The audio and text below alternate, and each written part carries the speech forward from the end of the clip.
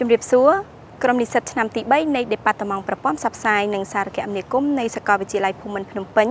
បានផលិតនៅខ្សែភាពយន្តឯកសារភាគបន្តវគ្គ2ដែលផ្ដោតទៅលើបញ្ហាចម្រូងចម្រាសក្នុងវិស័យនយោបាយសង្គមនិងវប្បធម៌នៅក្នុងប្រទេសកម្ពុជានាពេលបច្ចុប្បន្ន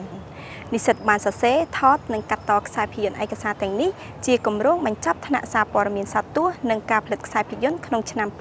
2013ខ្សែភាពយន្តឯកសារទាំងនេះបានឆ្លុះបញ្ចាំងអំពីទស្សនវិជ្ជាចំនួនបញ្ហារសើបនិងការប្រឈមដែលកើតមានដោយការបែងចែកនិងផ្លាស់ប្ដូរយ៉ាងឆាប់រហ័សនៅក្នុងសង្គមក្រោយសង្គ្រាមដើម្បីធានាបាននូវទស្សនវិស័យប្រកបដោយតុល្យភាពគ្មានការបញ្ចេញមតិផ្ទាល់ខ្លួនឬការសន្និដ្ឋានណាមួយក្រុមនិស្សិតផលិតករបានជៀសវាងនូវការបញ្ចូលសម្លេងនិងអធិប្បាយខណៈដែលខ្សែភាពយន្តឯកសារខ្លះបានផ្ដោតទៅលើប្រវត្តិកម្ពុជានាសម័យខ្មែរក្រហមនិងផលប៉ះពាល់មកដល់ពេលបច្ចុប្បន្នខ្សែភាពយន្តឯកសារខ្លះទៀតក៏បានផ្ដោតទៅលើការវិវត្តថ្មីនៅក្នុងសង្គមដែលរួមមានការតស៊ូក្នុងភាពក្រីក្រ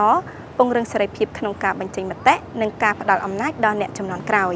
ក្នុងនាមជានិស្សិតចំនួនទី10យើងមានមោទនភាពក្នុងការបង្ហាញជូននៅខ្សែភាពយន្តឯកសារដែលជាស្នាដៃដំបូងប្រកបដោយវិជ្ជាជីវៈនិងសូមស្វាគមន៍ចំពោះការទស្សនាខ្សែភាពយន្តឯកសារកម្ពុជាមិនបញ្ចេញយោបល់វគ្គ2របស់ Department ប្រព័ន្ធផ្សព្វផ្សាយនិងសារគមនាគមន៍កម្ពុជាមិនបញ្ចេញយោបល់